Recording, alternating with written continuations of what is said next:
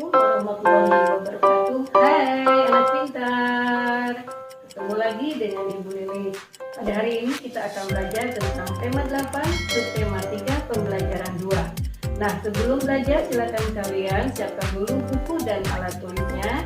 Dan tidak lupa kita berdoa bersama. Berdoa dimulai. Selesai. Yuk kita mulai belajarnya, yaitu pembelajaran 2. Di sini air sangat penting bagi kehidupan kita. Setiap hari kita menggunakan air. Dalam pembelajaran ini kita sudah mengetahui syarat kualitas air bersih. Nah, sekarang bagaimana jika kualitas air yang kita gunakan tidak memenuhi standar? Nah, di sini ada beberapa pertanyaan yang perlu kalian jawab, yaitu yang pertama adalah apakah yang akan terjadi jika mencuci baju menggunakan air yang tercampur dengan minyak? Ya, jika air yang digunakan mencuci pakaian tercampur dengan minyak, kita harus menggunakan sabun atau deterjen yang lebih banyak supaya minyak tidak menempel pada baju yang dicuci. Namun, air bercampur minyak tidak dapat digunakan untuk membilas baju yang dicuci karena minyak akan menempel pada baju. Kemudian untuk pertanyaan kedua di sini, apa yang terjadi jika kita minum air yang tercemar kuman? Penyebab penyakitnya, kita akan sakit perut. Oleh karena itu, kita sebaiknya meminum air yang sudah dimasak sampai mendidih dan disimpan kemudian dalam wadah yang tertutup.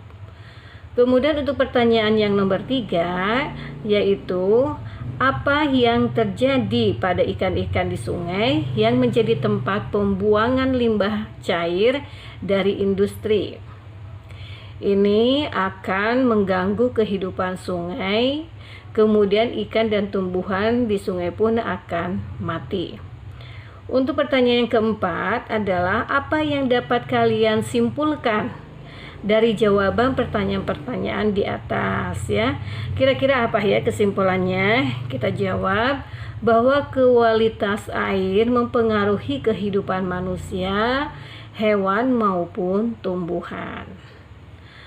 Nah, anak-anak sekalian, setelah kalian mengisi pertanyaan yang tadi, nanti bisa kalian presentasikan atau diskusikan di depan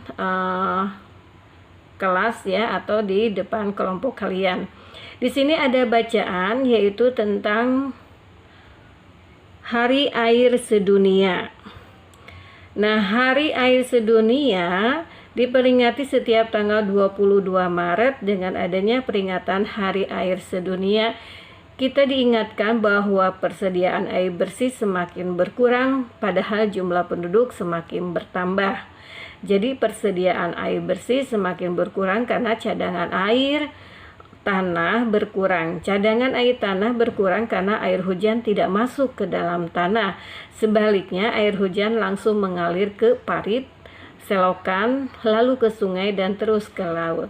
Nah, air hujan tidak dapat masuk ke dalam tanah karena tidak ada akar-akar pohon yang dapat menahan air di dalam tanah.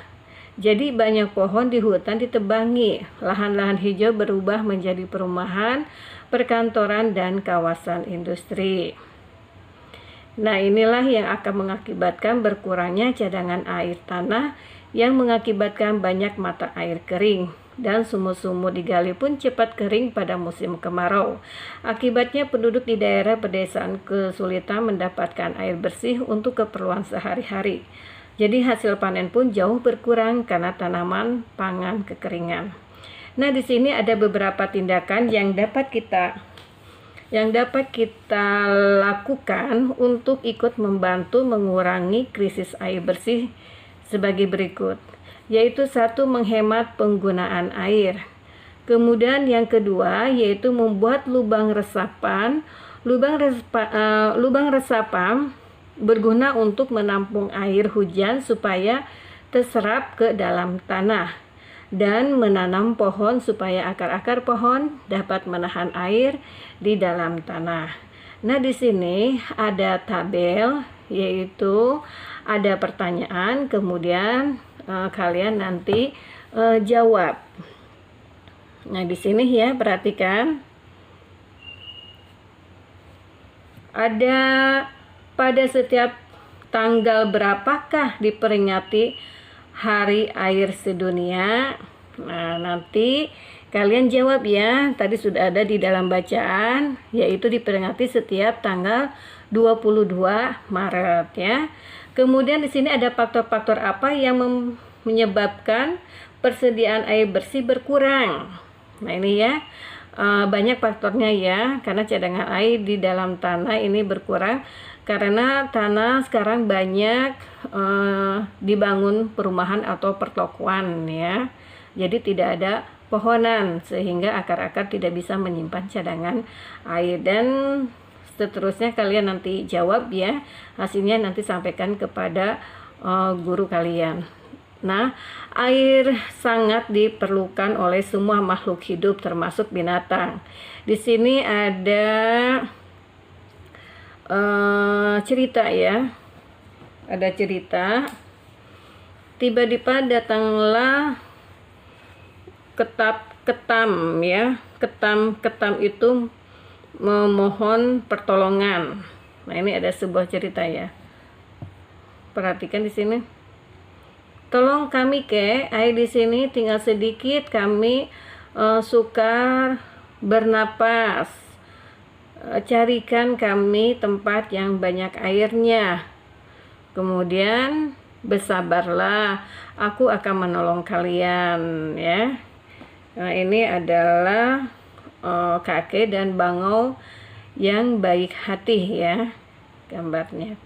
Nah, jadi gambar tersebut itu merupakan cuplikan dari buku cerita bergambar yang berjudul Kakek Bangau yang Baik Hati. Jadi buku tersebut menceritakan sebuah sawah yang kekeringan, sedangkan ketam dan katak yang biasa hidup di situ menjadi sangat tersiksa. Mereka meminta pertolongan kepada kakek bangau. Merasa iba, maka kakek bangau terbang berkeliling mencarikan tempat berair bagi ketam-ketam dan katak-katak.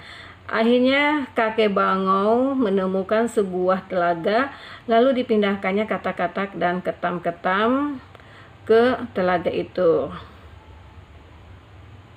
Nah, jawablah, di sini ada pertanyaan ya. Apakah gambar tersebut mendukung cerita ya? Kalian di sini? Ya, jadi gambar tersebut mendukung cerita ya. Kemudian jika jawabanmu iya, apa alasannya? Jika jawabanmu tidak, apa pula alasannya? Nah, silakan nanti kalian jawab ya.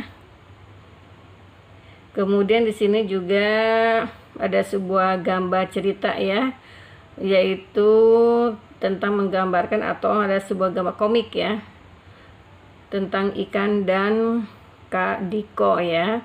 Bisa kalian lihat gambarnya ya, dan bisa kalian baca. Nah, di sini setelah kalian mengamati gambar tersebut, maka kalian bisa menyebutkan ciri daripada gambar tersebut.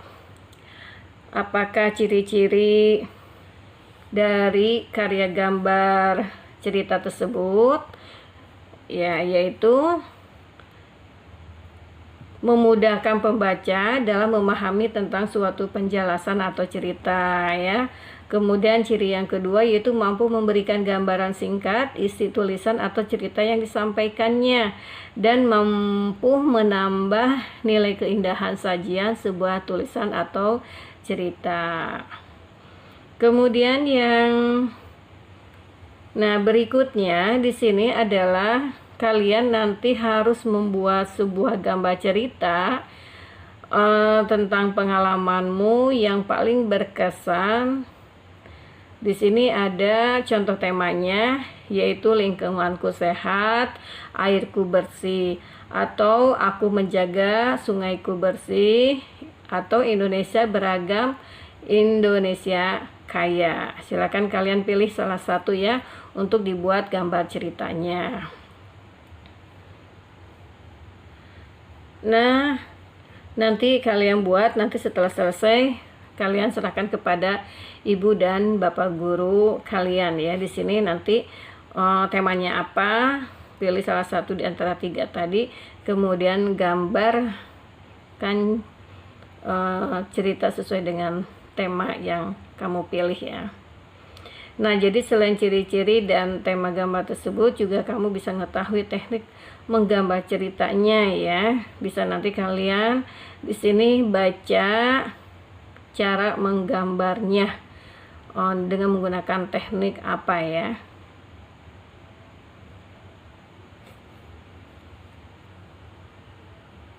Anak-anak pintar, untuk belajar hari ini Ibu cukupkan sampai di sini. Mudah-mudahan apa yang Ibu jelaskan kalian paham dan bermanfaat untuk kalian semua.